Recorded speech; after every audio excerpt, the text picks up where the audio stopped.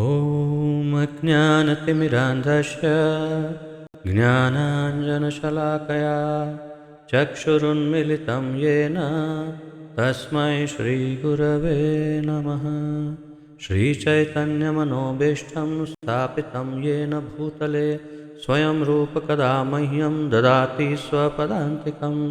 वन्देऽहं श्रीगुरुः श्रीयुतपदकमलं श्रीगुरून् वैष्णवांश्च श्रीरूपं साग्रजातं सहगण रघुनाथान्वितं तं सजीवं साद्वैतं सावधूतं परिजनसहितं कृष्णचैतन्यदेवं श्रीराधाकृष्णपादान् सहगण ललिता श्रीविशाखान्वितांश्च।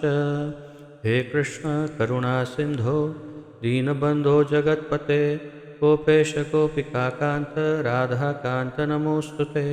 तप्त कांचन गौरांगी राधे वृंदावनेश्वरी वृषभानुसुते देवी प्रणमामि हरिप्रिये। वाञ्छाकल्पतरुभ्यश्च कृपा सिन्धुभ्य एव च पतितानां पावनेभ्यो वैष्णवेभ्यो नमो नमः। अनन्तकोटिवैष्णववृन्द की जय। नमो विष्णुपादाय कृष्णप्रेष्ठाय भूतले श्रीमते जयपताका स्वामिन् इति नामिने। नमो आचार्यपादाय निताय कृपाप्रदायने गौरकथाधामदाय नगरग्रामतारिणे। नमः विष्णुपादाय कृष्णप्रेष्ठाय भूतले श्रीमते भक्तिवेदान्त स्वामिन् इति नामिने। नमस्ते सारस्वते देवे गौरवाणी प्रचारिणे निर्विशेषशून्यवादी पाश्चात्यदेशतारिणे। जय श्री कृष्ण चैतन्य प्रभु नित्यानंद श्री अद्वैत गदाधर श्रीवासादि गौरभक्तवृंद। हरे कृष्ण कृष्ण कृष्ण हरे हरे हरे राम राम राम हरे हरे। हरे कृष्ण कृष्ण कृष्ण हरे हरे हरे राम राम राम हरे हरे। हरे कृष्ण कृष्ण कृष्ण हरे हरे हरे राम राम राम हरे हरे।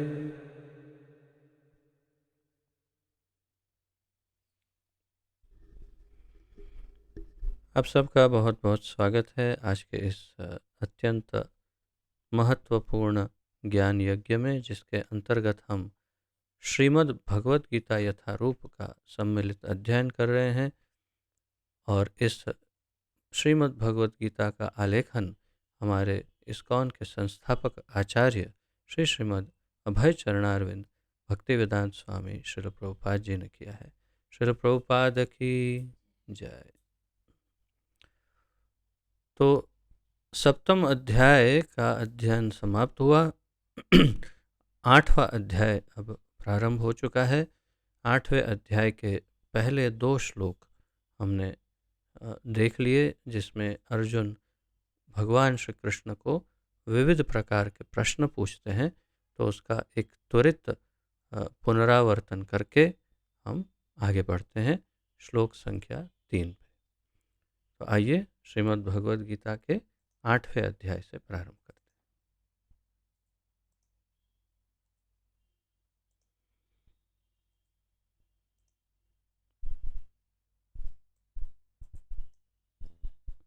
तो जैसा कि आपको स्मरण होगा, मैंने कल आपको निवेदन किया था, इस 8वें अध्याय का शीर्षक है भगवद प्राप्ति।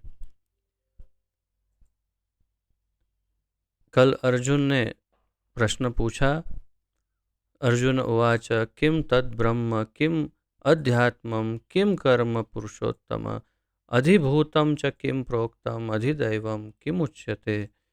अर्जुन ने कहा, हे भगवान, हे पुरुषोत्तम, ब्रह्म क्या है, आत्मा क्या है, सकाम कर्म क्या है, यह भौतिक जगत क्या है तथा देवता क्या है, कृपा करके यह सब मुझे बताइए। तथा श्री भगवान को उसने और एक प्रश्न पूछा, अधियज्ञः कथम कोत्र देहेस्मिन् मधुसूदन प्रयाण काले च कथम ज्ञेयोसि नियतात्मभिः। अर्थात हे मधुसूदन, यज्ञ का स्वामी कौन है और वह शरीर में कैसे रहता है, और मृत्यु के समय भक्ति में लगे रहने वाले आपको कैसे जान पाते हैं। तो ये 8 प्रश्न उसने अर्जुन ने भगवान श्री कृष्ण से पूछे हैं और अब भगवान उनके उत्तर देना प्रारंभ करते हैं। तीसरा श्लोक 8वें अध्याय का, आइए उसका उच्चारण करते हैं।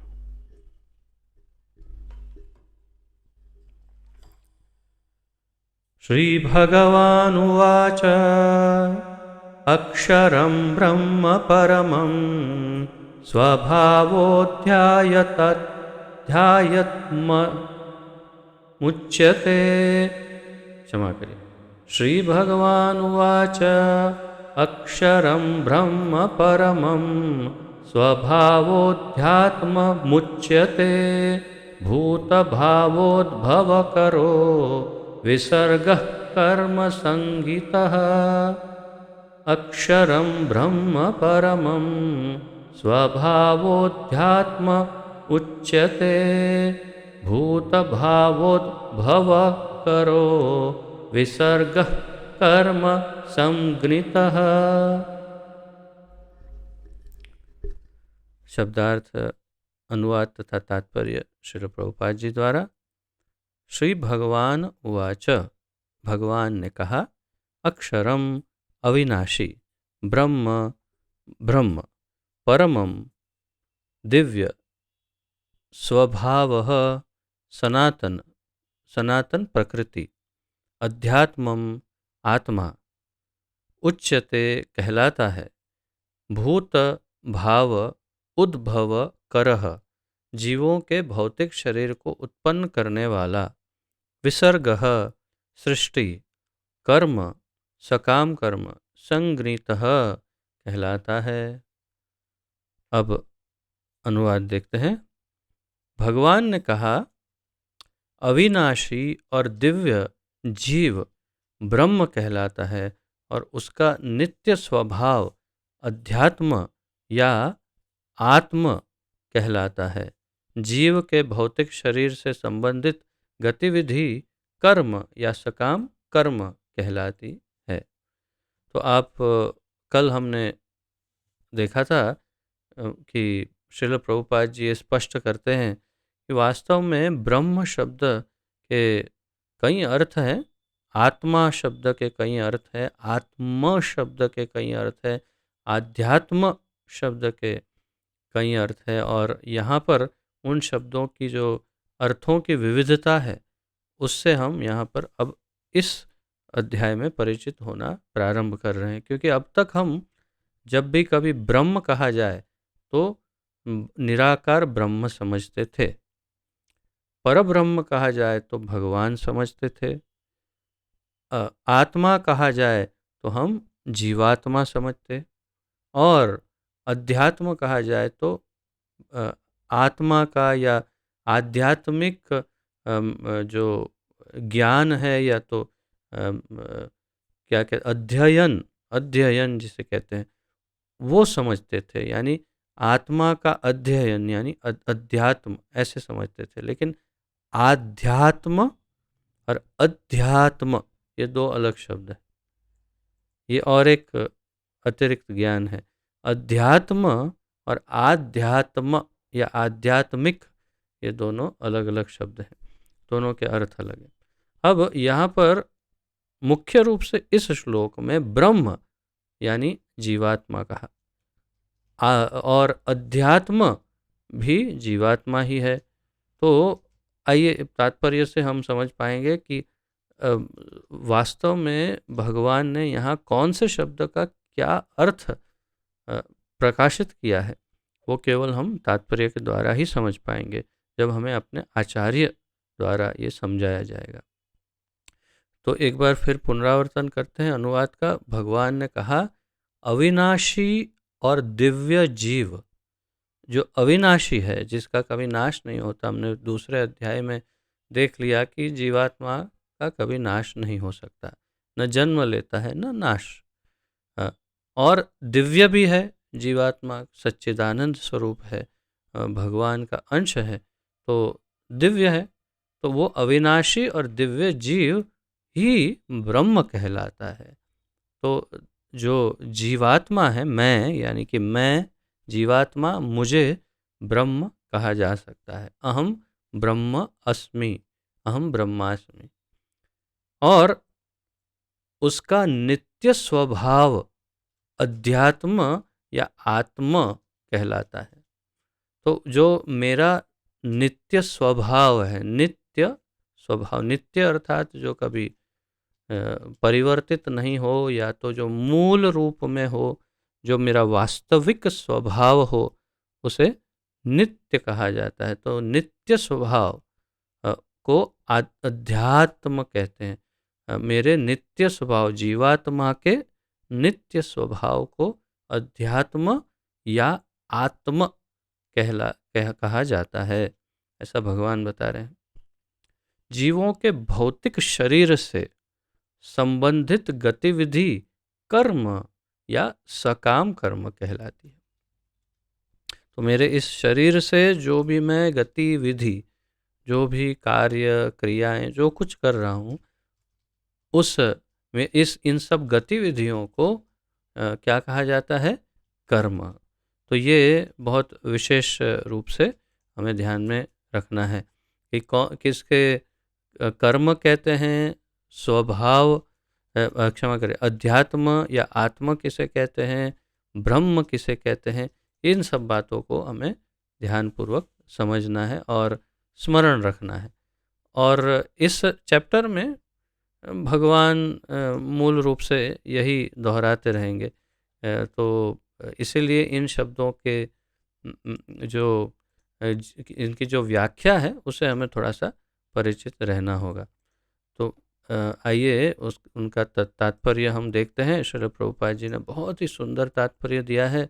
उन्होंने बहुत ही अद्भुत ढंग से ये प्रकाशित किया है कि ये जो शब्द हैं उनकी माया जाल में जो हम हमेशा उलझे रहते हैं, तो उसको एक एक शब्द को लेकर के बिल्कुल स्पष्ट कर दिया है प्रभुपाद जी ने तात्पर्य में। ब्रह्म अविनाशी तथा नित्य है और इसका विधान कभी भी नहीं बदलता। ब्रह्म अविनाशी है तथा नित्य है। अब ब्रह्म क्या है? मैं जीवात्मा ब्रह्म हूँ, या भगवान का जो निराकार सर्वव्यापी रूप है उसे भी ब्रह्म कहा जा सकता है। तो यहाँ हमें ये ध्यान देना होगा प्रभुपाद जी क्या कह रहे हैं। ब्रह्म अविनाशी तथा नित्य है और इसका विधान कभी नहीं बदलता, किंतु ब्रह्म से भी परे परब्रह्म होता है। तो यहाँ पर प्रभुपाद जी ब्रह्म अर्थात निराकार ब्रह्म की बात कर रहे हैं।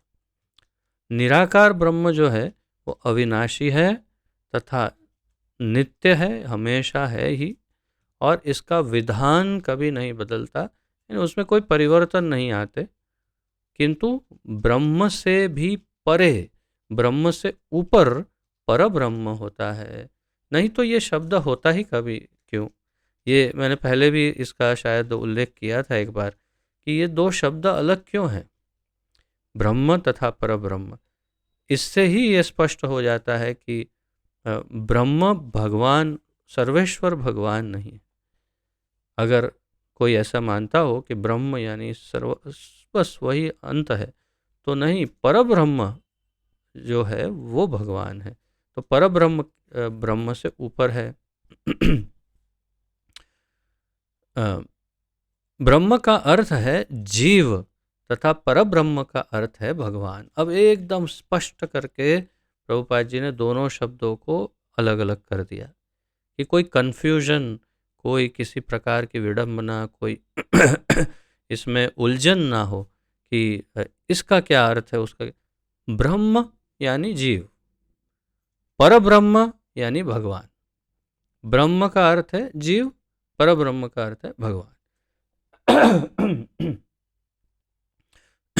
जीव का स्वरूप भौतिक जगत में उसकी स्थिति से भिन्न होता है।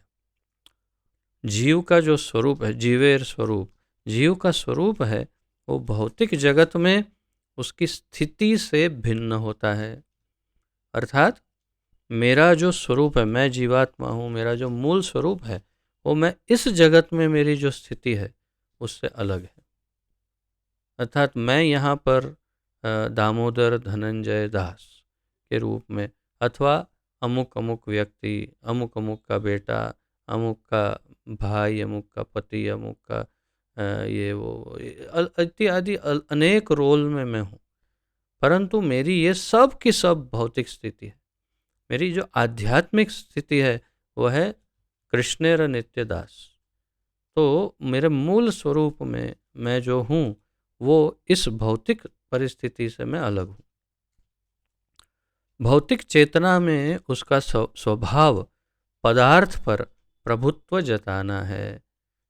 भौतिक चेतना में उसका स्वभाव, मेरा स्वभाव, जीवात्मा का स्वभाव भौतिक चेतना में पदार्थ के ऊपर प्रभुत्व जताना है, पदार्थ के ऊपर प्रभुत्व जताना है। किंतु आध्यात्मिक चेतना या कृष्ण भावनामृत में उसकी स्थिति परमेश्वर की सेवा करना है। तो देखिए यही अंतर है कि मैं इस भौतिक जगत में जब ये शरीरधारी रूप में आता हूँ तो मैं इस भौतिक प्रकृति के ऊपर प्रभुत्व जताने का प्रयास करता हूँ। मानिए मैं इस भौतिक जगत की विविध वस्तुओं और व्यक्तियों के ऊपर अपना स्वामित्व जताने का प्रयत्न करता रहता हूँ। यही मेरा भौतिक स्वभाव है। और आध्यात्मिक स्वभाव क्या है? किंतु आध्यात्मिक चेतना या कृष्ण भावनामृत में उसकी स्थिति परमेश्वर की सेवा करने की है। जीवेर स्वरूप कृष्णेर नित्य दास, कृष्णेर दास। तो कृष्ण की दास भगवान के दास या सेवक करने की, सेवा करने की मेरी मूल स्थिति जीवात्मा की है। जब जीव भौतिक चेतना में होता है तो उसे इस संसार में विभिन्न प्रकार के शरीर धारण करने पड़ते हैं। तो जब इस भौतिक जगत की चेतना में मैं हूँ तब तक मुझे अलग अलग प्रकार के शरीर धारण करने पड़ेंगे, मेरे कर्मों के अनुसार, मेरी प्रकृति, मेरे स्वभाव के, मेरी इच्छाएं, मेरी कामनाओं के अनुसार मुझे विभिन्न शरीर धारण करने पड़ेंगे। यह भौतिक चेतना के कारण कर्म अथवा विविध सृष्टि कहलाता है। और यही भौतिक चेतना के कारण, मेरी जो भौतिक चेतना है, पहले तो यही कि मैं ये शरीर हूँ, ये मेरा है, ये मेरा नहीं है, ये मेरा है, ये मेरा है। इस भौतिक चेतना के कारण कर्म अथवा विविध सृष्टि कहलाता है। तो यहाँ पर भगवान ने और प्रभुपाद जी ने दोनों ने 3 व्याख्याएं कर ली। भगवान कौन है, जीव क्या है और कर्म क्या है, ये तीनों वस्तु बता दी स्पष्ट एकदम। अभी प्रभुपाद जी इसका बहुत अच्छा विस्तार करेंगे, इसके तात्पर्य में आगे पढ़ते हैं। वैदिक साहित्य में जीव को जीवात्मा तथा ब्रह्म कहा जाता है। वैदिक साहित्यों में हम या तो जीव को जीवात्मा के रूप में पढ़ते हैं कि जीवात्मा या आत्मा या ब्रह्म कहा जाता है,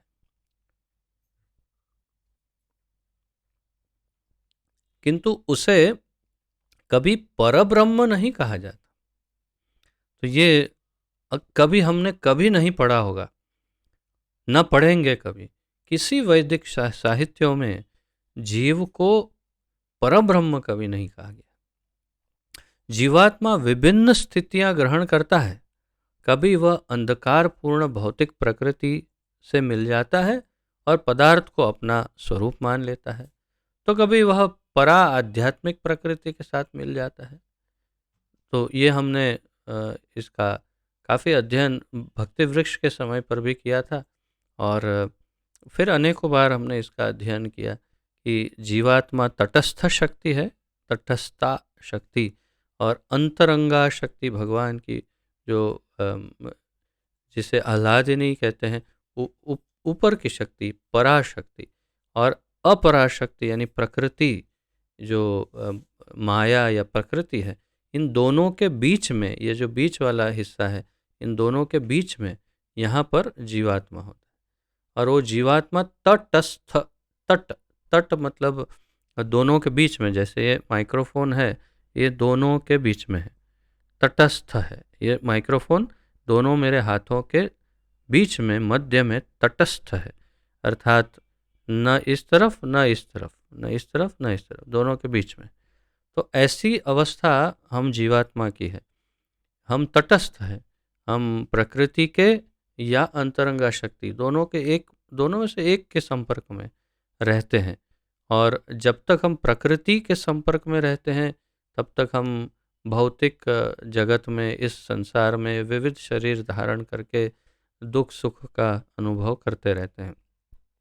और अगर हम इससे मुक्त हो जाते हैं, अगर इससे मुक्त हो गए तो इधर जो ऊपर है, ऊपर की शक्ति, पराशक्ति, अंतरंगा शक्ति, उसके संपर्क में आते हैं। योग माया शक्ति या आह्लादिनी या श्रीमती राधा रानी जिनका स्वरूप है, तो हम उनकी शरण में जाते हैं तो हम इससे मुक्त हो जाते हैं और हमारी मूल प्रकृति को प्राप्त कर लेते हैं। तो हम अपनी मूल स्वाभाविक प्रकृति को कब प्राप्त कर सकते हैं? जब हम पराशक्ति या अंतरंगा शक्ति जो है उसके संपर्क में जाते हैं, तब हम अपनी मूल स्थिति को प्राप्त कर सकते हैं, मूल प्रकृति को।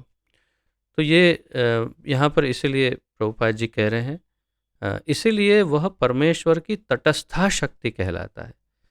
तो जैसे पहले कहा कभी वह अंधकारपूर्ण भौतिक प्रकृति से मिल जाता है और पदार्थ को अपना स्वरूप मान लेता है, तो कभी वह परा आध्यात्मिक प्रकृति के साथ मिल जाता है। और इसीलिए दोनों में इधर उधर होने के कारण वो परमेश्वर की तटस्था शक्ति कहलाता है।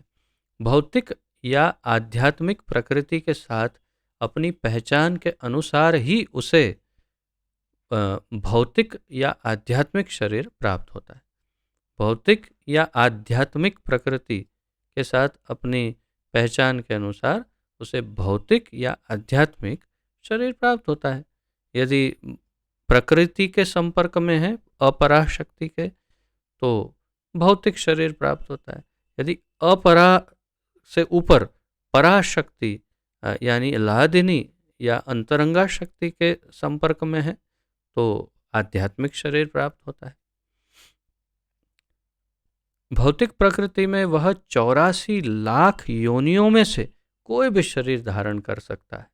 प्रभुपाद जी कह रहे हैं 84 लाख योनियों में से कोई भी शरीर धारण कर, किंतु आध्यात्मिक प्रकृति में उसका एक ही शरीर होता है।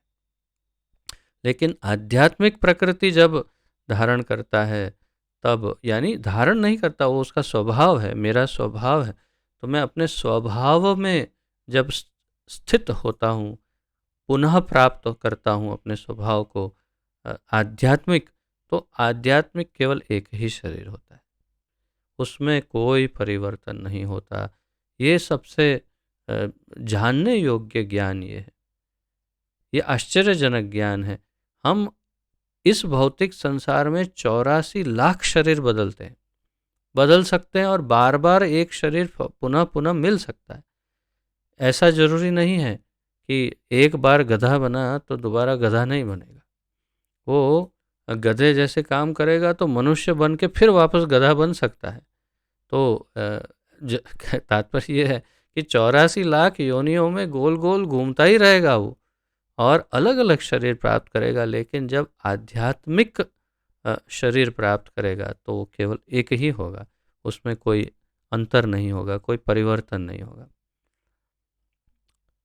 भौतिक प्रकृति में वह अपने कर्म के अनुसार कभी मनुष्य रूप में प्रकट होता है तो कभी देवता, पशु, पक्षी आदि के रूप में प्रकट होता है। भौतिक जगत में तो कभी देवता भी बन सकता है, कभी मनुष्य, कभी पशु पक्षी आदि।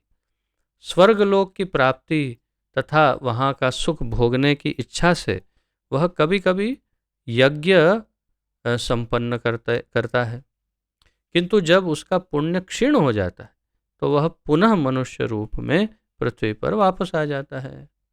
तो कभी बहुत उसकी इच्छा हो जाए सुख भोग, बहुत उत्तम कक्षा के सुख भोग करने की, तो वो बहुत सारे पुण्य कर लेगा। पुण्य करेगा तो स्वर्ग की प्राप्ति होगी, वहाँ 10,000 वर्ष तक जीवन व्यतीत करके, जहाँ पर बुढ़ापा नहीं है, परंतु दुख आ सकता है, कष्ट आ सकता है, परंतु जैसे स्वर्गलोक पर असुरों ने आक्रमण कर दिया इत्यादि, तो ऐसा सब, लेकिन बुढ़ापा नहीं आएगा, यौवन रहेगा 10,000 वर्ष तक। उसके बहुत सारा भोग करेगा वो, और भोग करने के बाद में जब उसके पुण्य क्षीण हो जाएंगे, जैसे पेट्रोल टंकी में ख़त्म हो जाता है तो गाड़ी रुक जाती है, वैसे उसकी गाड़ी वहीं पर रुक जाएगी और वापस उसको उस शरीर को छोड़ करके यहाँ धरती पर नया शरीर धारण करना पड़ेगा। क्षीणे पुण्ये मृत्युलोकम पुनः विशन्ति। तो जब पुण्य क्षीण हो जाएंगे तो मृत्यु लोक में फिर से विशन्ति, वापस आके गिरेगा और फिर वापस सड़ेगा। अर्थात कि यहाँ पर जैसे हम कर्षति, हम लोग तकलीफ भोग रहे हैं, ऐसे फिर कुछ प्रयास करेगा तो मनुष्य रूप में पृथ्वी पर वापस आ जाता है। यह प्रक्रिया कर्म कहलाती है और इस प्रक्रिया को कर्म कहते हैं। अच्छे कर्म किए तो स्वर्ग जाएगा, भोग करेगा, वापस गिरेगा। फिर कभी बुरे कर्म किए तो नरक लोक में जाके वापस आएगा। फिर कोई दूसरा कर्म किया तो पशु योनि, ये योनि, वो योनि में गोल गोल। आ ब्रह्म भुवनालोका पुनरावर्तिनो अर्जुन। तो ब्रह्मलोक से पाताल तक गोल गोल घूमता ही रहेगा जैसा कर्म करेगा। छांदोग्य उपनिषद में वैदिक यज्ञ अनुष्ठानों का वर्णन मिलता है। यज्ञ की वेदी में 5 अग्नियों का 5 यज्ञियों को 5 प्रकार की आहुतियाँ दी जाती है। प्रभुपाद जी अब थोड़ा सा अतिरिक्त ज्ञान, एक्स्ट्रा नॉलेज दे रहे हैं यहाँ पर, थोड़ा सा विशिष्ट। क्योंकि यज्ञ शब्द के ऊपर थोड़ा सा यहाँ थोड़ी चर्चा होनी है, इसीलिए तो थोड़ा सा हमें एक्स्ट्रा नॉलेज दे रहे हैं कि छांदोग्य उपनिषद में वैदिक यज्ञ अनुष्ठानों का वर्णन है और उसमें यज्ञ वेदी में 5 अग्नियों को 5 प्रकार की आहुतियाँ दी जाती है, ऐसा वर्णन। देखिए, यज्ञ वेदी में 5 अग्नियाँ, अलग 5 अग्नियों को 5 आहुतियाँ दी जाती है। तो ये 5 अग्नि है, ये 5 आहुति है, ये 5 इनको दी जाती है। ये कौन सी 5 है? ये 5 अग्नियाँ स्वर्गलोक, बादल, पृथ्वी, मनुष्य तथा स्त्री रूप मानी जाती है। 5 अग्नियाँ स्वर्ग, बादल, पृथ्वी, मनुष्य, स्त्री, और उसके और श्रद्धा, सोम, वर्षा, अन्न तथा वीर्य, ये 5 प्रकार की आहुतियाँ हैं। तो इन 5 को तद अनुरूप उनके जैसे योग्य जो है वैसे उनको उनकी आहुति दी जाती है। आहुति आप सब शायद जानते होंगे, यज्ञ में जो ओम स्वाहा करके ऐसे डालते हैं उसे आहुति कहते हैं। तो इन 5 अलग अग्नियों को 5 जो आहुतियाँ दी जाती है वो है श्रद्धा, सोम यानी सोम रस जो स्वर्ग लोक में प्राप्त होता है, वर्षा यानी आप जानते हैं वर्षा, अन्न, हम सब अन्न से प्रकट होते हैं, अन्नात् भवति भूतानि, और वीर्य यानी जो माता के गर्भ में एक पुरुष के द्वारा स्थापित होता है उसे वीर्य कहते हैं। तो वो ये 5 प्रकार की आहुतियाँ, तो अगर आप इनका कनेक्शन देखें जो प्रभुपाद जी ने यहाँ स्पष्ट किया नहीं, लेकिन अगर आप लगाएं कनेक्शन तो स्वर्गलोक में वास्तव में शायद सोम रस होगा। फिर बादल तो उसमें वर्षा, पृथ्वी पर अन्न, स्त्री पर वीर्य और मनुष्य में श्रद्धा, ऐसा होना चाहिए मुझे जहाँ तक लगता है। क्योंकि स्वर्गलोक में श्रद्धा, बादल में सोम, ऐसे मैच नहीं हो रहा अगर हम थोड़ी सामान्य बुद्धि, लेकिन ये मेरा तर्क है, इसका प्रमाण हमारे पास है नहीं, लेकिन ये तर्क से यदि हम सोचें तो उनकी योग्य आहुति हम जोड़ सकते हैं। क्योंकि स्त्री पर स्वाभाविक है कि वीर्य की आहुति होगी, जो आगे प्रभुपाद जी थोड़ा समझाएंगे, फिर अन्न है तो उसके लिए वर्षा की ही आहुति हो, यानी या वर वर्षा के लिए अन्न की आहुति हो, यूँ समझिए। और इस प्रकार आप सबके कनेक्शन जोड़ सकते हैं। आगे पढ़ते हैं। यज्ञ प्रक्रिया में जीव अभिष्ट स्वर्ग लोकों की प्राप्ति के लिए विशेष यज्ञ करता है और उन्हें प्राप्त करता है। तो यज्ञ प्रक्रिया जो है, यज्ञ एक प्रक्रिया का नाम है। यज्ञ का अर्थ हवन या होम नहीं है।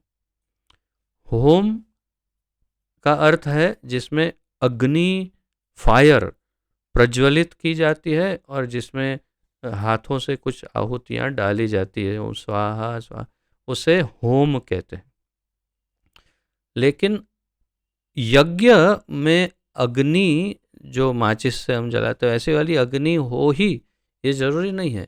अन्य प्रकार की अग्नियाँ भी हो सकती है, जैसे आज बताया ऐसी 5 प्रकार की अग्नियाँ, इसमें एक में भी आग नहीं है। तो बिना आग की अग्नि भी हो सकती है और उसमें बिना वो दाने या कुछ डाले लकड़ियाँ घी के बिना की आहुति भी हो सकती है। इसलिए यज्ञ एक ऐसा शब्द है जिसके अंदर अग्नि है और आहुति है परंतु आग होना जरूरी नहीं। जैसे संकीर्तन यज्ञ, भगवान जैसे यज्ञानाम जप यज्ञोस्मि, भगवद गीता में आगे बताएंगे कि सारे यज्ञों में सर्वोपरि और सबसे श्रेष्ठ यज्ञ जप यज्ञ है, नाम जप यज्ञ, और वो मैं हूँ, भगवान कहते हैं। तो नाम संकीर्तन यज्ञ, तो नाम संकीर्तन यज्ञ में कहाँ अग्नि है? तो लेकिन यज्ञ जो है वो एक प्रक्रिया है। तो यज्ञ प्रक्रिया में जीव अभिष्ट स्वर्ग लोकों की प्राप्ति के लिए विशेष यज्ञ करता है और उन्हें प्राप्त करता है। जब यज्ञ का पुण्य क्षीण हो जाता है तो जीव पृथ्वी पर वर्षा के रूप में उतरता है। अब देखिए, जीव वर्षा के रूप में जीवात्मा पृथ्वी पर उतरता है और फिर और अन्न का रूप ग्रहण करता है और जीवात्मा अन्न का रूप ग्रहण करता है। इस अन्न को मनुष्य खाता है जिससे यह वीर्य में परिणित होता है, जो स्त्री के गर्भ में जाकर फिर से मनुष्य का रूप धारण करता है। एक ऐसा सर्कल बनाया प्रभुपाद जी ने, आप देखिए शास्त्रों के आधार पर ये सर्कल बना के हमें दिया, पूरा राउंड है। और इस प्रक्रिया को समझिए, उस पर आप अपने योग्य, अपने जैसे आपको समझ में आए वैसे नोट्स भी लिख सकते हैं। सबसे पहले बताया यज्ञ करेगा मनुष्य, तो यज्ञ से, आहुति के द्वारा यज्ञ से वो स्वर्ग लोक में चला जाएगा। तो जीवात्मा स्वर्ग में गया, वहाँ से फिर उसका जब पुण्य क्षीण हो जाएगा तो वर्षा के रूप में वो धरती पर आएगा। जीवात्मा वर्षा बन करके धरती पर गिरेगा। धरती पर गिरेगा तो अन्न का रूप धारण करे, क्योंकि धरती भी वास्तव में माता है, गर्भ है, उसके पास अंड होता है और जो ऊपर से वर्षा है वो बीज होता है। तो बीज उसमें प्रविष्ट होता है और फिर अन्न उत्पन्न होता है धरती के गर्भ में, अर्थात अन्न। तो अन्न के रूप में जीवात्मा उत्पन्न हुआ। वही अन्न जो है वो मनुष्य ही ग्रहण करता है। जब मनुष्य उस अन्न को ग्रहण करता है तो उसी अन्न में से वीर्य उत्पन्न होता है उसे। तो और वो जो वीर्य है वो किसी स्त्री या अपनी पत्नी के गर्भ में प्रविष्ट करता है और उसके गर्भ में फिर दूसरा मनुष्य जन्म लेता है। और इस प्रकार फिर वो मनुष्य बाहर आकर के फिर यज्ञ करता है और यज्ञ के रूप में फिर आहुति ऊपर जाती है। तो ये एक पूरा एक सर्कल है। अब देखिए आगे प्रभुपाद जी बताते हैं, यह मनुष्य पुनः यज्ञ करता है और पुनः वह चक्र चलता है। तो ये चक्र बना के दिया प्रभुपाद जी ने हमें कि ये पुनः चक्र चलता रहता है। मनुष्य यज्ञ करता है, उसमें से फिर स्वर्ग में जाता है, स्वर्ग से वर्षा बन के धरती पर फिर अन्न बनता है, अन्न से भोजन बनता है, भोजन वीर्य बनता है, वीर्य से फिर माँ के गर्भ से मनुष्य बन के फिर आता है, फिर यज्ञ करता है। ये चक्र है। इस प्रकार जीव शाश्वत रीत से आता है और जाता रहता है, आता जाता रहता है। किंतु कृष्ण भावना भावित पुरुष, किंतु कृष्ण भावना भावित पुरुष जो है वो ऐसे यज्ञों से दूर रहता है। कृष्ण भावना भावित पुरुष या एक भक्त ऐसे यज्ञ से दूर रहता है। वह सीधे कृष्ण भावनामृत ग्रहण करता है और इस प्रकार ईश्वर के पास वापस जाने की तैयारी करता है। वापस वो कृष्ण लोक ही जाने के लिए तत्पर रहता है। वो इस सर्कल को ब्रेक करता है। तो आ ब्रह्म पुहना लोका पुनरावर्तिनो अर्जुना, अर्जुन माम उपेत्य तु कौन्तेय पुनर्जन्म न विद्यते।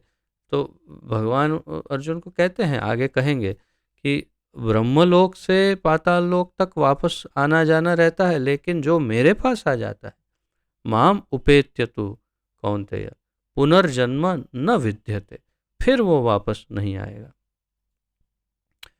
भगवद गीता के निर्विशेषवादी भाष्यकार बिना कारण के कल्पना करते हैं कि इस जगत में ब्रह्म जीव का रूप धारण करता है। ऐसी कल्पना करते हैं निर्विशेषवादी कि जो जीव है वो ब्रह्म का रूप धारण करता है। और इसके समर्थन में वे गीता के 15वें अध्याय के 7वें श्लोक को उद्धृत करते हैं। किंतु इस श्लोक में भगवान जीव को मेरा शाश्वत अंश भी कहते हैं, ममेव अंशो। भगवान का यह अंश जीव भले ही भौतिक जगत में आ गिरता है, किंतु परमेश्वर अच्युत भगवान कभी नीचे नहीं गिरते। तो जीवात्मा चाहे किसी भी स्थान से गिर सकता है, परंतु भगवान कभी च्युत नहीं होते, गिरते नहीं। यह विचार कि ब्रह्म जीव का रूप धारण करता है ग्राह्य नहीं है। ये हम ग्रहण नहीं कर सकते कि जीव ब्रह्म जीव का रूप धारण करता। ब्रह्म यहाँ पर कहने का, प्रभुपाद जी का यहाँ ब्रह्म शब्द से कहने का तात्पर्य है पर ब्रह्म, यानी भगवान जीव का रूप धारण नहीं करता। ये शब्द, ये ऐसा विचार जो है हम ग्रहण नहीं कर सकते। यह स्मरण रखना होगा कि वैदिक साहित्य में ब्रह्म अर्थात जीवात्मा को परब्रह्म परमेश्वर से पृथक माना जाता है। तो ये याद रखना होगा कि ब्रह्म और परब्रह्म दोनों अलग है, जीवात्मा और परमेश्वर। तो इस प्रकार तीसरा, बहुत सुंदर ढंग से तीसरे श्लोक का तात्पर्य दिया प्रभुपाद जी ने। अब चौथे श्लोक पर चलते हैं।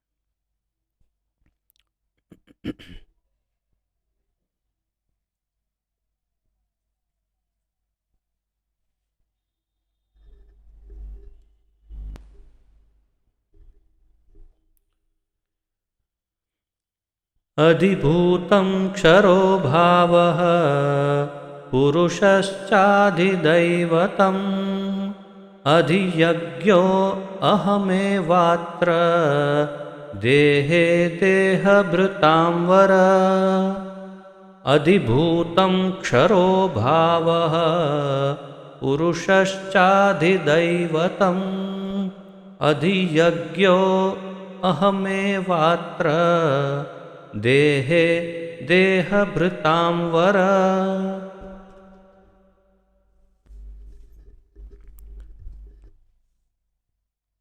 शब्दार्थ: अधिभूतम भौतिक जगत, क्षरः निरंतर परिवर्तनशील, भावः प्रकृति, पुरुषः सूर्य। यहाँ पर पुरुषः का अर्थ सूर्य या चंद्र जैसे समस्त, सूर्य और चंद्र जैसे समस्त देवताओं सहित विराट रूप। यहाँ जो पुरुष है शब्द, उसका अर्थ भगवान है, लेकिन भगवान का जो विश्व रूप है, उस विश्व रूप को यहाँ पुरुष के रूप में भगवान बता रहे हैं। तो पुरुष का अर्थ है यहाँ पुरुषः, सूर्य चंद्र जैसे समस्त देवताओं सहित विराट रूप भगवान का। च तथा अधिदैवतम, अधिदैव नामक, अधियज्ञः परमात्मा। तो यहाँ अधियज्ञ ये शब्द का अर्थ है परमात्मा या भगवान। और भगवान इस बात को की पुष्टि भी करते हैं, अहम मैं यानी कृष्ण, एव निश्चय ही, अत्र इस देहे शरीर में, देहभृतम भृताम, देहभृताम देहधारियों में, वर हे श्रेष्ठ। अनुवाद, हे देहधारियों में श्रेष्ठ। देखिए भगवान जब बोल रहे हैं तो मुझे थोड़ी ये कहना पड़ेगा कि भगवान का एक एक वाक्य, एक एक शब्द और एक एक अक्षर और एक एक मात्रा भी कुछ अर्थ धारण करती है, अन्यथा भगवान के मुख से ऐसे ही कैसे निकल सकता है। तो भगवान जो कुछ कह रहे हैं सोच समझ करके ही कहते हैं और बहुत गहरे अर्थ के साथ कहते हैं। तो यहाँ पर अर्जुन को उन्होंने देहभृताम वर कहा। देहभृताम वर अर्थात देहधारियों में श्रेष्ठ, अर्थात जो हम सब जीवात्मा देह धारण करते हैं उसमें श्रेष्ठ। अर्थात ये तो स्पष्ट कह दिया कि तू भगवान नहीं है, तू जीवात्मा है, लेकिन ये देह धारण करने वाले जीवात्माओं में श्रेष्ठ है।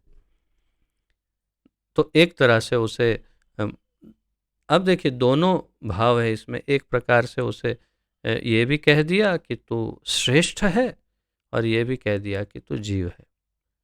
निरंतर परिवर्तनशील, यह भगवान कहते हैं अर्जुन को, हे देहधारियों में श्रेष्ठ, निरंतर परिवर्तनशील यह भौतिक प्रकृति अधिभूत या भौतिक अभिव्यक्ति कहलाती है। भगवान का विराट रूप जिसमें सूर्य तथा चंद्र जैसे समस्त देवता सम्मिलित हैं अधिदैव कहलाता है, तथा प्रत्येक देहधारी के हृदय में परमात्मा स्वरूप स्थित मैं परमेश्वर अधियज्ञ या यज्ञ का स्वामी कहलाता हूँ। बस ये 3 व्याख्याएं यहाँ स्पष्ट कर दी भगवान ने। तो आप उचित ढंग से इसका उसे लिखेगा कि किस प्रकार भगवान ने 3 एकदम स्पष्ट व्याख्याएं की है। यहाँ 3 शब्द, अधिभूत, फिर अधिदैव और अधियज्ञ। अधिभूत, अधिदैव, अधियज्ञ, ये 3 व्याख्याएं हैं इसमें, अधिभूत, अधिदैव और अधियज्ञ। देखिए, देहधारियों में श्रेष्ठ अर्जुन, निरंतर परिवर्तनशील यह भौतिक प्रकृति अधिभूत या भौतिक अभिव्यक्ति कहलाती है। तो प्रकृति, अधिभूत यानी प्रकृति या भौतिक प्रकृति, अधिभूत का अर्थ है भौतिक प्रकृति। भगवान का विराट रूप जिसमें सूर्य तथा चंद्र जैसे समस्त देवता सम्मिलित हैं अधिदैव कहलाता है। अधिदैव का अर्थ है भगवान का विराट रूप जिसमें सारे देवी देवता सम्मिलित हैं। तो मुख्य रूप से सभी देवी देवताओं का जो समन्वय है, समन्वय इकट्ठा हुए और जो भगवान का विराट रूप बना, उस विराट रूप को, भगवान के उस स्वरूप को जिसमें सभी देवी देवता हैं, अधिदैव कहते हैं। तथा प्रत्येक देहधारी के हृदय में परमात्मा स्वरूप स्थित मैं परमेश्वर अधियज्ञ यानी यज्ञ का स्वामी कहलाता हूं। अब यहाँ 2-3 बातें विशिष्ट है। एक तो प्रत्येक देहधारी, जिसने भी शरीर धारण किया है, सबके हृदय में परमात्मा स्वरूप स्थित। और फिर कहते हैं मैं, कृष्ण कह रहे हैं मैं परमेश्वर अधियज्ञ कहलाता हूं। तो भगवान अपने विराट रूप को अब हम अपने से थोड़ा सा अलग करते हैं, है स्वयं, लेकिन उनका विराट रूप जो है वो थोड़ा अलग करके अपने आप को परमात्मा स्वरूप में कह रहे हैं कि मैं ही परमात्मा बनकर सभी के हृदय में रहता हूँ। और इस परमात्मा को अधियज्ञ भी कहते हैं, और उसका अर्थ प्रभुपाद जी समझा रहे हैं, यज्ञ का स्वामी, यज्ञ का स्वामी।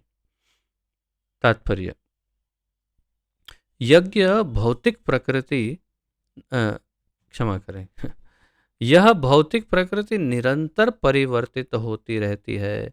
भौतिक प्रकृति में सतत परिवर्तन होता है। सामान्यतः भौतिक शरीरों को 6 अवस्था से निकलना होता है। वे जो भी भौतिक शरीर है उसमें 6 प्रक्रियाएं होती है एकदम निश्चित। वे उत्पन्न होते हैं, जन्म होता है, बढ़ते हैं, धीरे धीरे विकास होता है, कुछ काल तक रहते हैं, थोड़े समय तक बने रहते हैं, फिर कुछ गौण पदार्थ उत्पन्न करते हैं, यानी दूसरे या तो बच्चे उत्पन्न होते हैं या जो कुछ गौण पदार्थ को उत्पन्न करते हैं, क्षीण होते हैं, धीरे धीरे धीरे उसका बुढ़ापा, जरा यानी क्षीण होना प्रारंभ हो जाता है, और अंत में विलुप्त हो जाते हैं, यानी छठा लुप्त हो जाते हैं, जैसे उत्पन्न हुए वैसे समाप्त हो जाते हैं। तो ये 6 प्रक्रियाएं इस भौतिक शरीर को होती है। यह भौतिक प्रकृति अधिभूत कहलाती है। ये भौतिक प्रकृति अधिभूत का हमने देख लिया। यह किसी निश्चित समय में उत्पन्न की जाती है और किसी निश्चित समय में विनष्ट कर दी जाती है। तो ये प्रकृति भी हमने ब्रह्म संहिता में देखा था कैसे भगवान इस प्रकृति को उत्पन्न करते हैं और विनष्ट करते हैं। परमेश्वर के विराट स्वरूप की धारणा, जिसमें सारे देवता तथा उनके लोग सम्मिलित है, अधिदैवत कहलाती है। यहाँ पर प्रभुपाद जी ने एक शब्द ऐसा विशिष्ट उपयोगित किया है कि जो बहुत ही विचारणीय है। उन्होंने यहाँ विराट रूप की धारणा कहा। धारणा अर्थात कल्पना करना, काल्पनिक। जब कोई चीज़ काल्पनिक होती है तो उसे धारणा कहते हैं कि अगर ये ऐसा होगा तो, अगर ये वैसा हो तो उसे धारणा कहते हैं।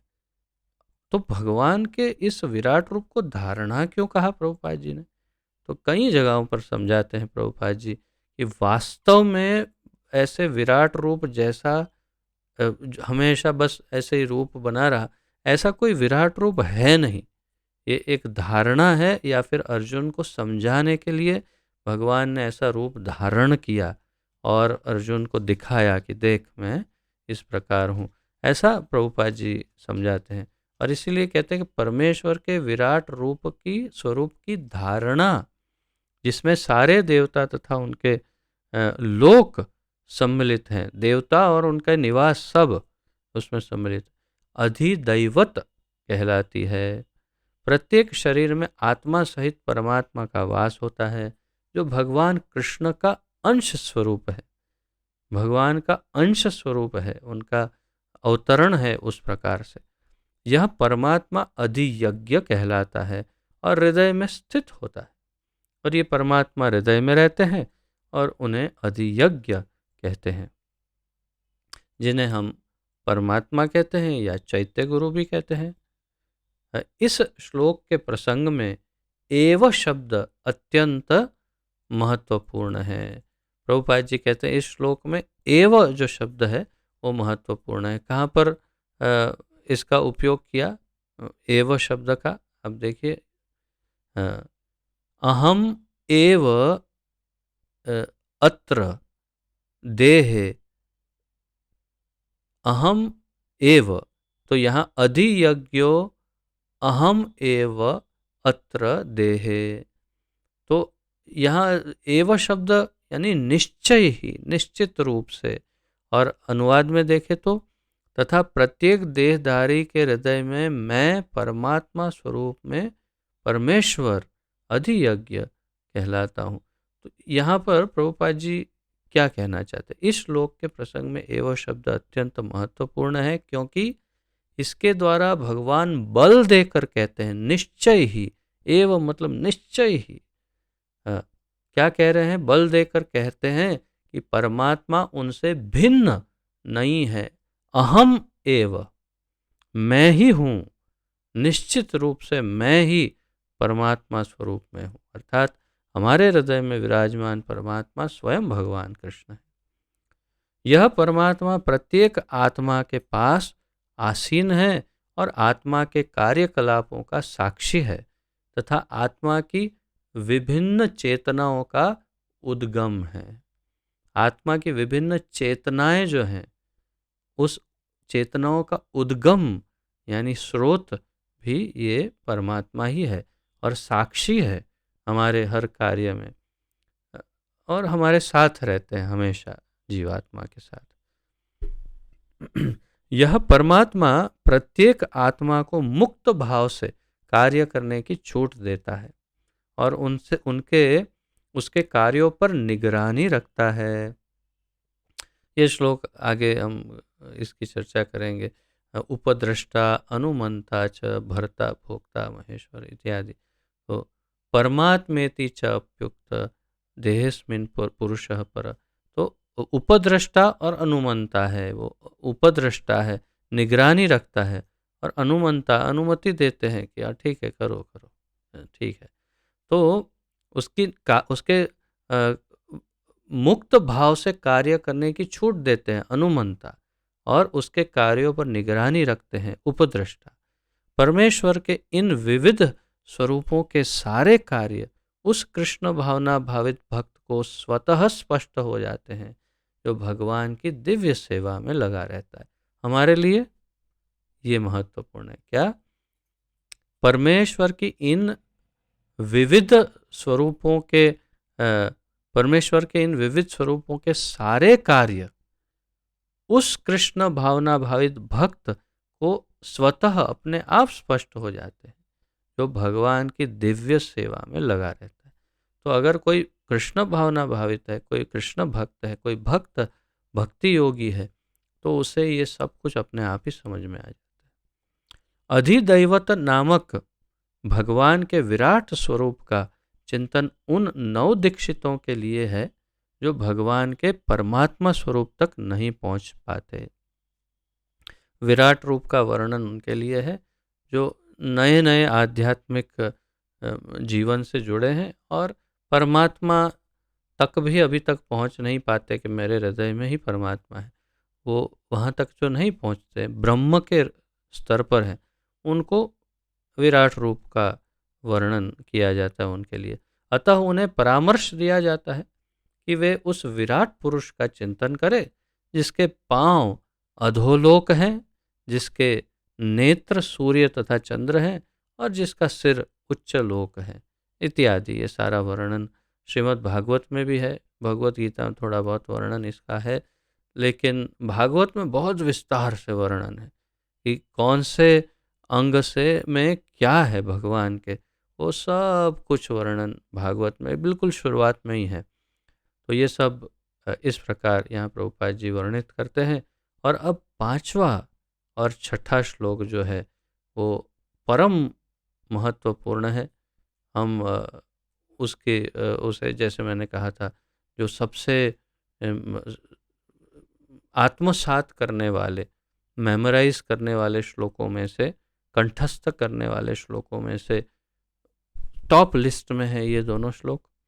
और हमारे जानने के लिए भी आज मैं आपको एक समय अनुकूल रहा तो मैं आपको वास्तविक उदाहरण भी दूंगा इसका, और हम आज पहले इसका अध्ययन करते हैं, उच्चारण करते हैं, और अवश्य स्मरण रखिएगा इसको कंठस्थ करना है 5 और 6 दोनों को कम से कम। 7वां भी वैसे तो कंठस्थ करने जैसा है, लेकिन 5 और 6 तो करना ही है कंठस्थ। तो आइए उच्चारण करते हैं।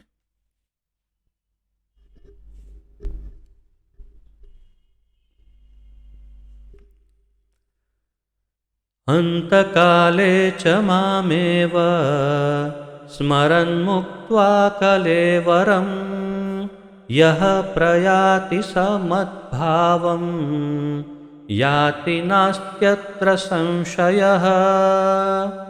अन्तकाले च माम् एव स्मरन् मुक्त्वा कलेवरं यः प्रयाति स मद्भावं याति नास्त्यत्र संशयः।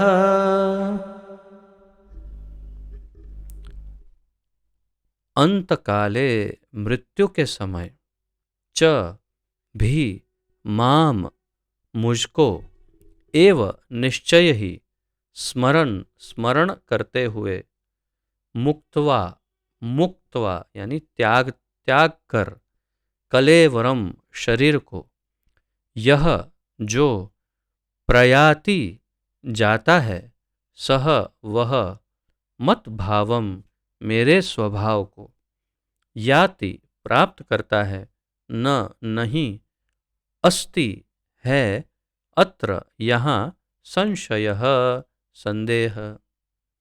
अनुवाद। और जीवन के अंत में जो केवल मेरा स्मरण करते हुए शरीर को त्याग करता है वह तुरंत मेरे स्वभाव को प्राप्त करता है, इसमें रंच मात्र भी संदेह नहीं है। तो भगवान अचानक अर्जुन को कहते हैं, यहाँ प्रभुपाद जी तात्पर्य में बताएंगे कि यहाँ भक्ति योग की बात है कि भक्त को क्या करना चाहिए। तो और भगवान कह रहे हैं जीवन के अंत में, अंत काले यानी जीवन के अंत में माम एव स्मरण मुक्त्वा कलेवरम, माम एव अंत में मुझे, अंत में मैं जो अंत में जो केवल माम एव केवल मेरा स्मरण, केवल मेरा स्मरण करते हुए शरीर का त्याग करता है वह तुरंत मेरे स्वभाव को प्राप्त करता है। तुरंत तुरंत उसी क्षण उसी समय मेरे स्वभाव को प्राप्त करता है। इसमें रंच मात्र भी संदेह नहीं है। भगवान कह रहे हैं इसमें जरा भी शंका नहीं है, संशय नहीं है, बस मेरा स्मरण करते हुए उसको शरीर छोड़ना है। हाँ, यही तो सबसे मेन बात है, सबसे मुख्य बात तो यही है कि यह कैसे हो। तो प्रभुपाद जी अनेक बार अनेक वक्तव्यों में, अनेक पुस्तकों में, ग्रंथों में लिख चुके हैं, बता चुके हैं कि अगर आप जीवन भर कृष्ण भावना भावित होंगे तभी तो अंत में भगवान याद आएंगे। जिस भाव से पूरा जीवन व्यतीत किया है वही अंत में याद आएगा।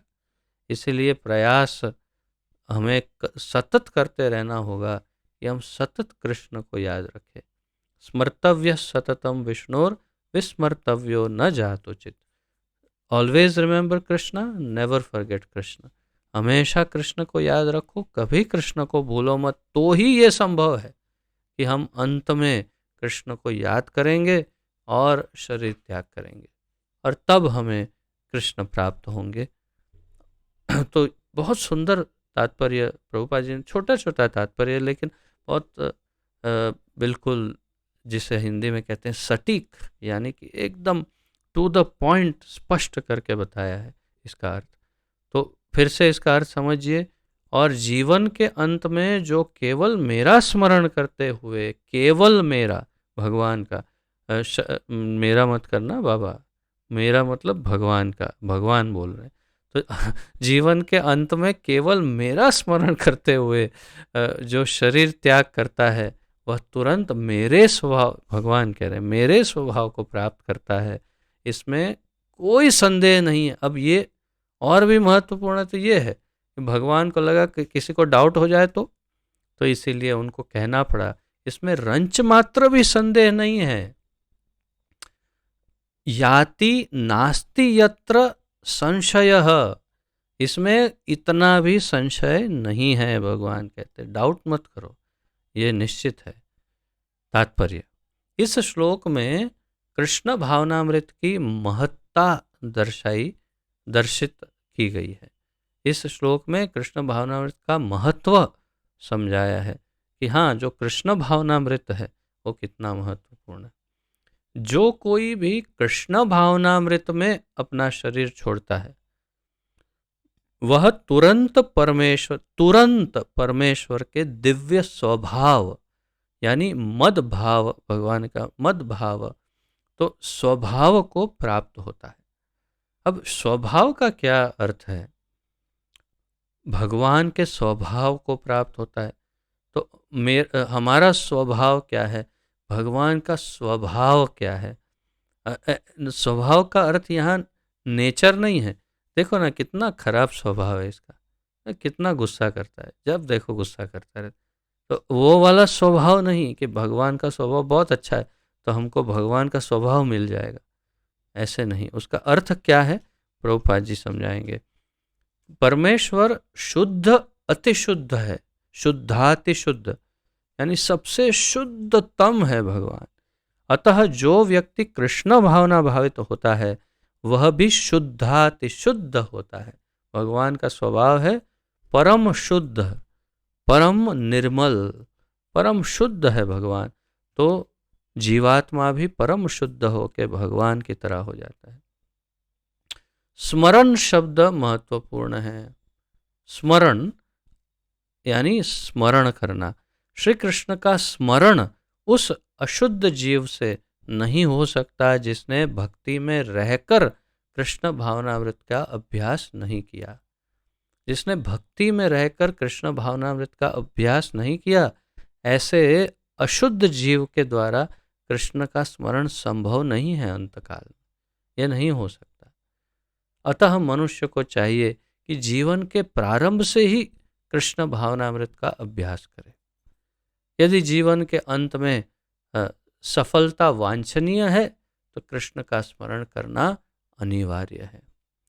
प्रभुपाद जी कहते हैं इसलिए मनुष्य को चाहिए कि जीवन के प्रारंभ से ही, शुरुआत से ही, जैसे प्रहलाद महाराज कहते हैं भागवत में, भक्तराज प्रहलाद कहते हैं भागवत में, ये श्लोक है, कौमारम आचरेत प्राज्ञम, कौमारम आचरेत प्राज्ञ, अर्थात बिल्कुल कौमार अवस्था में, बिल्कुल बचपन में ही भक्ति आरंभ कर देनी चाहिए, क्योंकि फिर पता नहीं क्या क्या आएगा आगे जीवन में, भक्ति का समय मिलेगा कि नहीं मिलेगा।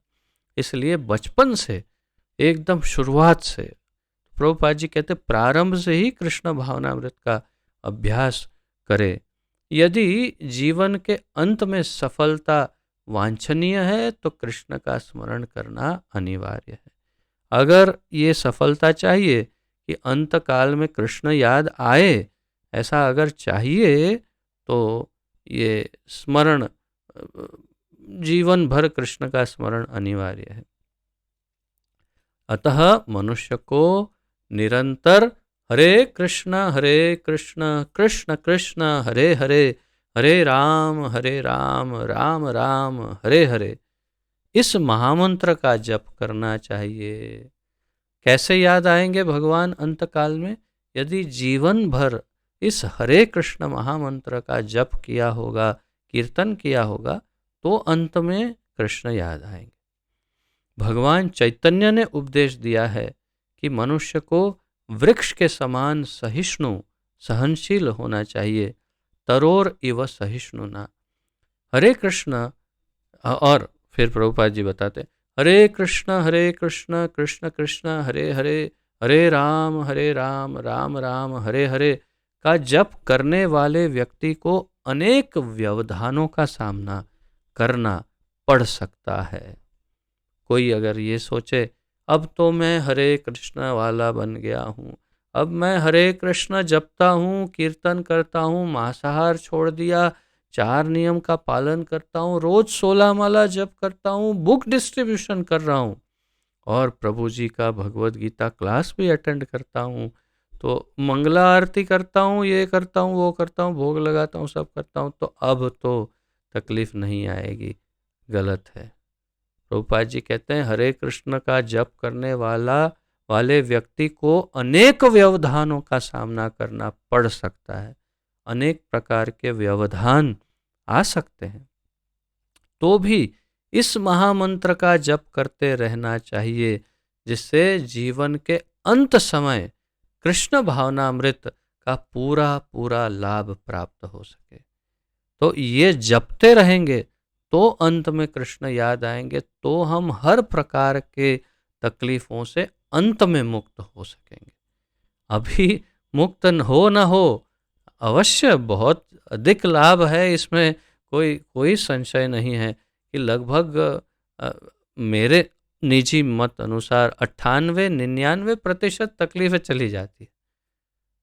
लेकिन अगर कोई आ भी रही है तो उससे डरना नहीं, केवल हरे कृष्ण का जप और कीर्तन चलते रहना चाहिए, तब अंत काल में कृष्ण याद आएंगे।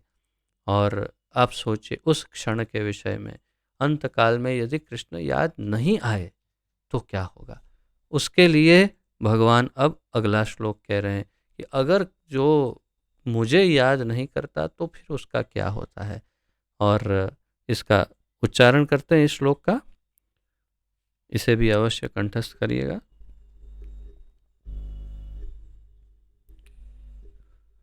यं यं वापि स्मरन् भावं त्यजति अन्ते कलेवरं, तं तमेवैति कौन्तेय सदा तद्भावभावितः।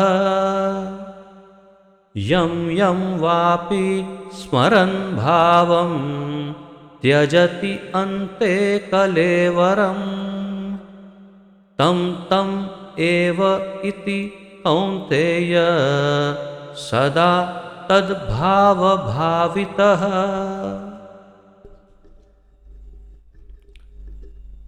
यम यम जिस जिस, वा अपि किसी भी, स्मरण करते हुए, भावम स्वभाव को, त्यजति परित्याग करता है, अंते अंत में, कलेवरम इसे कलेवर कहते हैं इस शरीर को, तम तम वैसा ही, एव निश्चय ही, एति प्राप्त करता है, कौन्तेय हे कुंती पुत्र, सदा सदैव, तत् उस, भाव यानी भाव, भावितः स्मरण करता हुआ। अनुवाद, हे कुंती पुत्र, शरीर त्यागते समय मनुष्य जिस जिस भाव का स्मरण करता है वह उस भाव को निश्चित रूप से प्राप्त होता है। फिर से, कुंती पुत्र, हे कुंती पुत्र, शरीर त्याग करते समय मनुष्य जिस भाव का स्मरण करता है वह उस भाव को निश्चित रूप से प्राप्त होता है। ये निश्चित रूप से भगवान ने कह दिया, ये फाइनल है कि जो अंत में सोचता है वो उसे प्राप्त करता है। अगर मेरा स्मरण करता है तो वो मुझे प्राप्त होता है, अगर वो किसी भी और वस्तु का, व्यक्ति का, विषय का, जिसका भी स्मरण करता है वो उसी स्वभाव को प्राप्त होता है। तो आप अब सोचिए कि अंत काल में हमें क्या स्मरण आएगा, उसका वो किस पर निर्भर करता है। पूरा जीवन जो किया होगा वही स्मरण होगा। इसीलिए पूरा जीवन भगवान का स्मरण और चिंतन और नाम जप परम आवश्यक है। अन्यथा आप ये इसकी गंभीरता को सोचिए। मुझे याद है कि जब मैं 12वीं कक्षा में था तो मेरे माता पिता, विशेष रूप से मेरी माता, हमेशा मुझे यही बात करती थी, ये पूरा जीवन, पिताजी भी यही समझाते, ये पूरा जीवन जो है आगे का तुम्हारा सिर्फ इस वर्ष पर निर्भर है। अगर इस वर्ष में अच्छी तरह से मेहनत करके पढ़ाई कर ली तो फिर आगे का पूरा जीवन जो है वो अत्यंत सुकून सुखमय हो सकता है। अ, अगर अच्छी डिग्री प्राप्त होगी, सब सब कुछ इस 12वीं कक्षा की पढ़ाई पर निर्भर, बोर्ड की एग्ज़ाम पर। और अगर वहीं कहीं पर कुछ चूक हो गई तो पूरा जीवन फिर क्या करना पड़ेगा, वो मुझे बताते थे कि तुझे चपरासी की नौकरी करनी पड़ेगी। हो सकता है इसी ऑफिस में पिताजी ऑफिसर है और उस उनका चपरासी बन के उनकी नौकरी करना पड़े, ऐसा हो सकता है। तो तात्पर्य यह है कि बिल्कुल एकदम मजदूरी करनी पड़ेगी, नौकरी करनी पड़ेगी, दूसरों के घर में काम करने जाना पड़ सकता है, ऐसा भी हो सकता है। ऐसा लेकिन तात्पर्य यह है कि वो महत्व समझा रहे थे उस वर्ष का, वैसे ही हमें समझना है इस जीवन का महत्व। ये एक जीवन है, अगर भगवान का नाम स्मरण, नाम कीर्तन, चिंतन करते रहे और अगर अंत काल में भगवान याद आ गए तो बेड़ा पार। और अगर कहीं नहीं याद या जीवन भर ही याद नहीं किए और अंत काल में फिर कैसे याद आएंगे भगवान?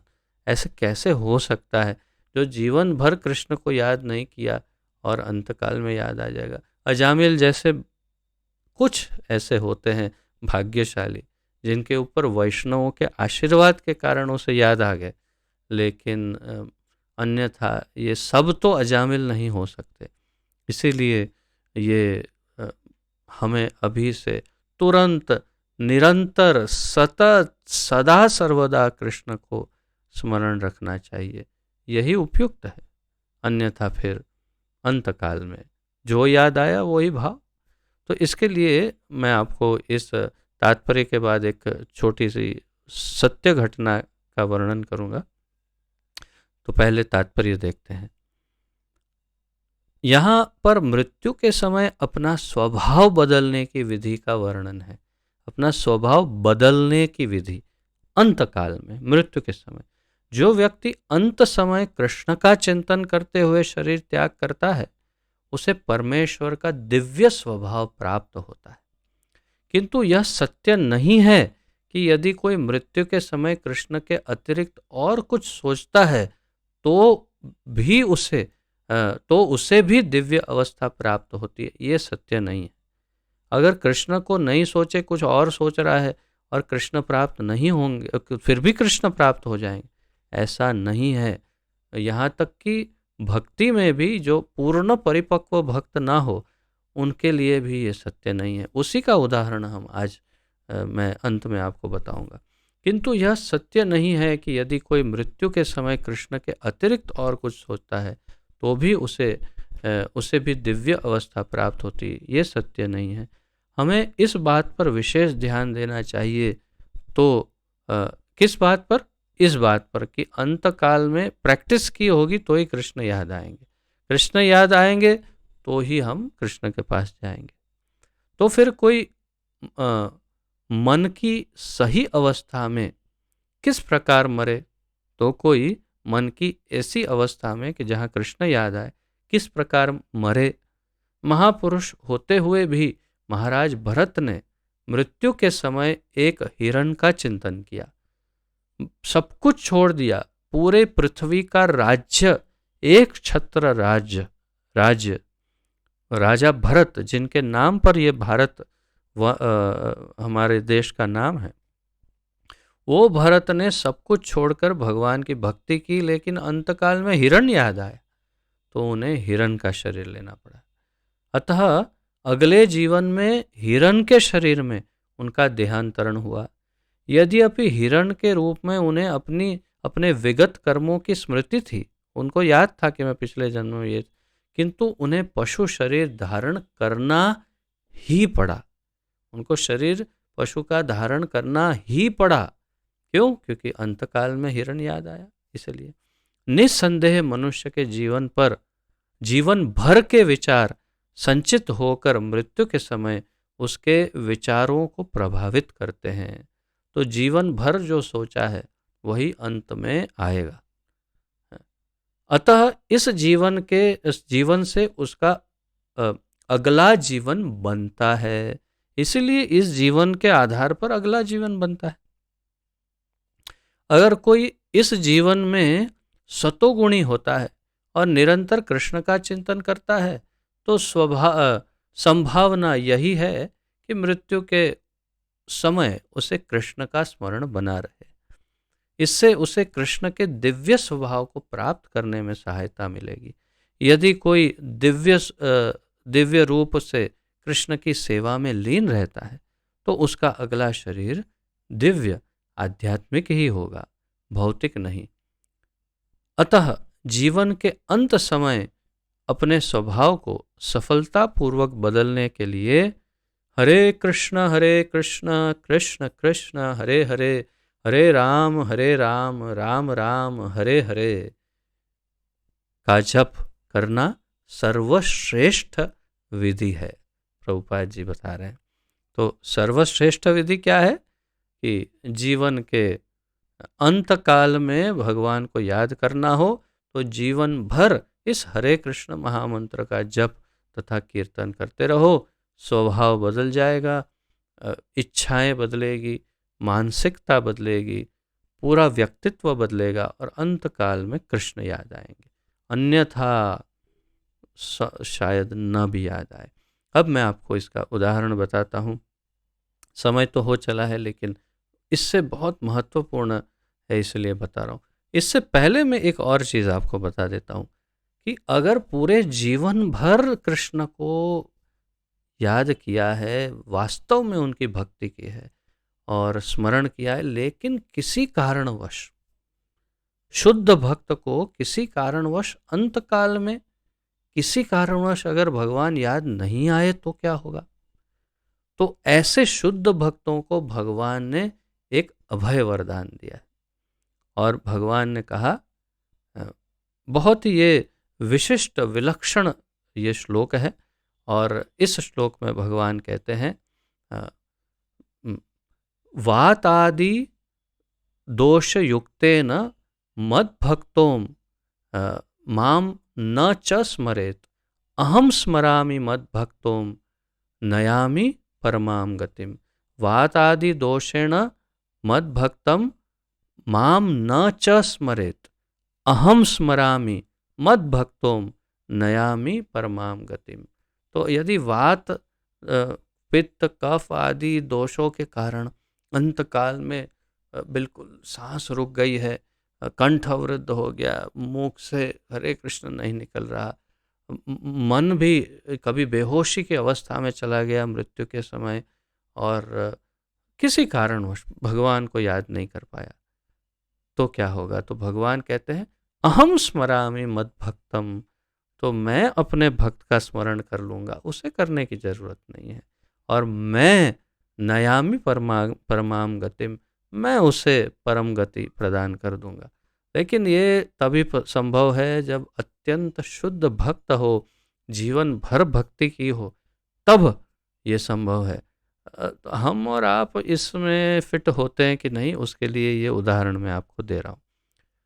तो ये एक माताजी की कथा है जो श्रील भक्ति चारू स्वामी महाराज की शिष्या हैं, जिनका नाम है रत्नावली देवी दासी। रत्नावली देवी माताजी जो है 1975 में उनका जन्म हुआ लंदन में, भारतीय परिवार में, लेकिन 1975 में लंदन में उनका जन्म हुआ। और बहुत ही बाल्यकाल में उन्होंने प्रभुपाद जी की एक किताब देखी और उनको एक अभूतपूर्व आकर्षण अनुभव हुआ प्रभुपाद जी का फोटो देखकर। और फिर थोड़ी सी बड़ी हुई तो कृष्ण भक्तों को, इस्कॉन के भक्तों के संपर्क में आई। और ये बहुत लंबी कथा है लेकिन मैं आपको एकदम संक्षेप में बता रहा हूँ। और फिर कृष्ण भक्ति से जुड़ गई, कृष्ण भक्ति से जुड़ गई और उनको कुछ विशेष प्रकार के अनुभव होते थे, उनको कुछ विशेष प्रकार के स्वप्न आते थे जिसमें उनको ये लगता था कि वो पहले से ही वो कृष्ण भावना में है। और अनेक प्रकार के उनको अनुभव होते थे। उसमें एक ऐसा भी अनुभव था जहाँ उनके ऊपर एक बार आक्रमण हुआ था ये माताजी पर। तब उनको अंदर से चैत्य गुरु ने आवाज़ दिया और कहा कि अब ऐसा करो, अब ऐसा करो। तब वो उस आक्रमणकारी से भी बच निकली चैत्य गुरु के मार्गदर्शन से। तो ये हमेशा कृष्ण से जुड़ी रही और भक्ति में आगे बढ़ती रही। फिर एक विशेष व्यक्ति से उनकी मुलाकात हुई और ये है त्रिभुवन नाथ प्रभु करके संकीर्तन लीडर थे। उनके साथ उनकी मुलाकात हुई तो उनको ऐसा लगा कि इनको तो मैं पहले से जानती हूँ और इनके साथ हमेशा बहुत एक आत्मीयता रही। और त्रिभुवननाथ प्रभु भी इन्हें एक स्त्री की तरह नहीं, एक किसी एक ब्रह्मचारी के जैसे, वे भी ब्रह्मचारी थे, इनको ब्रह्मचारी की तरह उनके साथ व्यवहार करते, उनको सभी संकीर्तनों में ले जाते इत्यादि। चलता रहा, उनके स्वप्न भी चलते रहे, कुछ विशिष्ट प्रकार के एक्सीडेंट के स्वप्न उनको आते, ऐसा सब होता। और फिर उन्होंने भक्ति चारू स्वामी महाराज जी से दीक्षा ग्रहण की और उन्हें बताया उनके स्वप्नों के बारे में इत्यादि। उन्होंने श्री श्रीमद् तमाल कृष्ण गोस्वामी महाराज से भी शिक्षा ग्रहण की, उनसे भी पूछा। तो इन दोनों गुरुओं ने उन्हें मार्गदर्शन दिया कि आप पिछले जन्म की जो यादें जो होती है उस प्रक्रिया के को आप करिए। उसे कहते हैं रिग्रेशन, पास्ट लाइफ रिग्रेशन अंग्रेजी में कहते हैं, जिसमें हिप्नोटाइज करते हैं, यानी कि सम्मोहित करके उनको वशीकरण करके उनके पूर्व जन्म की यादों में ले जाते हैं। तो उन्होंने ऐसे 2 बार इसकी प्रक्रिया की और उनको धीरे धीरे धीरे धीरे धीरे, मैं बहुत संक्षेप में बता रहा हूँ, ये ध्यान में आया कि पिछले जन्म में ये माताजी जो हैं वो प्रभुपाद जी की शिष्या थी और उनका नाम था राघव दास ब्रह्मचारी। और 1973 में 1973 में उन्होंने अपना शरीर त्याग कर दिया था राघव दास ब्रह्मचारी ने। और आप यदि गूगल में सर्च करेंगे तो आप सर्च करिए राघव री इनकारनेशन ऑफ राघव दास ब्रह्मचारी। इतना टाइप करने से आपको इस्कॉन डिज़ायर ट्री में इसका पूरा आर्टिकल है वो सामने आ जाएगा। तो उसमें लिखा हुआ है, बहुत बड़ा आर्टिकल है, बहुत अच्छा आर्टिकल है, उन्होंने स्वयं लिखा है रत्नावली माता ने, कि वो राघव दास ब्रह्मचारी नाम की ब्रह्मचारिणी थी। वो विदेशी थी, वहाँ उस समय विदेशी लड़का था वो। और उन्होंने अक्टूबर में प्रभुपाद जी से दीक्षा ग्रहण की। अभी यज्ञ होना बाकी था दीक्षा का, प्रभुपाद जी ने नाम दे दिया था, लेकिन एक एक्सीडेंट में उनका देहांत हो गया। एक्सीडेंट में जो कार चला रहे थे वो प्रभु, उनका नाम उन्होंने कृष्णदास बताया, तो वो प्रभु जो है उनको थोड़ी नींद आ गई और एक्सीडेंट हो गया। तो उसमें उन्हें नहीं हुआ कुछ, लेकिन ये राघव दास ब्रह्मचारी की मृत्यु हो गई, उनको पेट में बहुत चोटें आई थी। तो ये भी एक आश्चर्य है कि ये रत्नावली माता को पूरा जीवन पेट के अनेक प्रकार के दर्द रहे। उतना ही नहीं, उस एक्सीडेंट में जहाँ जहाँ चोटें आई उनको पूरे शरीर में, वहाँ वहाँ इस जन्म में उनके शरीर में चिन्ह है, अभी भी वो चिन्ह है जहाँ जहाँ उनको पिछले जन्म में चोटें आई थी। उतना ही नहीं कि वो जो ब्रह्मचर्य का भाव है वो भाव भी उनका वैसे बना रहा और उन्होंने शादी की रत्नावली माता ने, लेकिन वे शादी करने के उपरांत भी ब्रह्मचर्य की तरह ब्रह्मचर्य ही पालन करती रही। तो फिर अंततोगत्वा शादी भी उनकी फिर ज़्यादा लंबा समय नहीं रही, क्योंकि दोनों ब्रह्मचारी की तरह ही रहते थे। एक बार श्रील भक्ति चारू महाराज ने उनको मजाक में पूछ लिया, मजाक में, कि तुमने पिछले जन्म में जब तुम ब्रह्मचारी थी तो तुमने कौन सी स्त्री का स्मरण करते हुए शरीर छोड़ा, मजाक में पूछा। लेकिन उन्होंने बहुत गंभीरता से लिया इस बात को और उन्होंने इसकी छानबीन शुरू की और फिर पता चला उन्हें कि वास्तव में वो ब्रह्मचारी जो है वो एक स्त्री से बहुत प्रेम करते थे। एक भारतीय भक्त थी और वो भारतीय भारतीय भक्त को बहुत प्रेम करते थे और उनसे शादी करना चाहते थे। अभी वो माता को पता नहीं था, लेकिन ये उनको पसंद करते थे और उन्हें बोलना चाहते थे, लेकिन बोल नहीं पाए थे कि उनसे शादी करना चाहते। और वो माता को तो स्मरण भी नहीं कि कौन। तो आश्चर्य की घटना ये है कि जब उनका शरीर त्याग हुआ होगा, तब वो उस माता का स्मरण कर रहे होंगे और इन्होंने लिखा है, रत्नावली माता ने, कि जब मैं वो माता जी को मिलने गई तो देखा कि उनकी आँख, उनके नाक नक्शा, उनका जो चेहरा है वो बिल्कुल मेरी तरह है, या तो मैं बिल्कुल उनकी तरह ही दिखती हूँ। क्यों? क्योंकि मैंने उनका स्मरण करते हुए शरीर छोड़ा, तो मेरा जो चेहरा और जो मेरा दिखावा है वो भी बिल्कुल उनकी तरह ही है। तो यही प्रमाण है। उन्होंने फिर ये श्लोक लिखा उसमें और कहा कि भगवत गीता के 8वें अध्याय के इस 6ठे श्लोक से प्रमाणित जो होता है वो यहाँ मैं स्वयं प्रमाण हूँ कि अंत काल में जो मैंने स्मरण किया उसी भाव को प्राप्त किया। और प्रभुपाद जी का एक फिर उसमें कोट उन्होंने लिखा है। प्रभुपाद जी ने उस मंदिर के अध्यक्ष को लिखा था कि आप उनका योग्य उनका जो संस्कार है वो करिए, और ये निश्चित है कि वो अगले जन्म में भक्त बनकर ही आएगा, इसलिए चिंता मत करिए। और प्रभुपाद जी की वाणी कभी गलत हो नहीं सकती। वो भी प्रमाणित हुआ कि वो अगले जन्म में फिर कृष्ण भक्ति में ही आई, भले स्त्री का शरीर प्राप्त हुआ, क्योंकि स्त्री के विषय में चिंतन करते हुए शरीर त्याग किया था, लेकिन फिर भक्ति चारू स्वामी महाराज की शिष्या बनी और कृष्ण भक्ति में आई।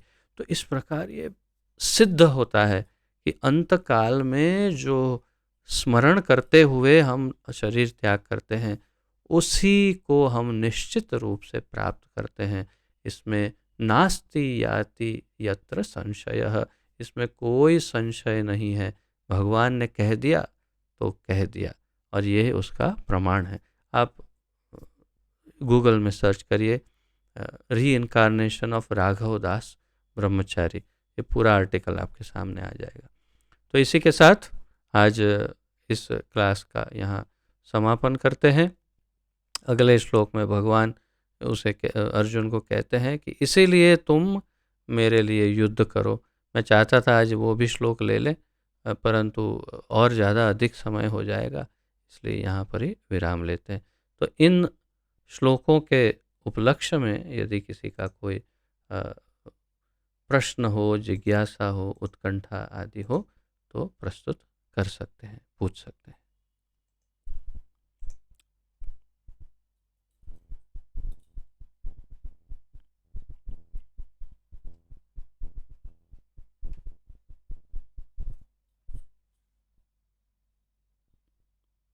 तो आशा है आप सब इस बात को मानते होंगे और समझ गए होंगे कि जो स्मरण करके शरीर त्याग करेंगे वही अगले जन्म में प्राप्त करेंगे। इसलिए यदि कृष्ण का चिंतन करेंगे तो कृष्ण को प्राप्त करेंगे। पतित पावन जगत गुरु श्रील प्रभुपाद की जय। पतित पावन गुरुदेव की जय। निताय गौर प्रेमानंदे। हरि हरि बोल। आप सबका बहुत बहुत धन्यवाद। आप सबके चरणों में दंडवत प्रणाम। हरे कृष्ण।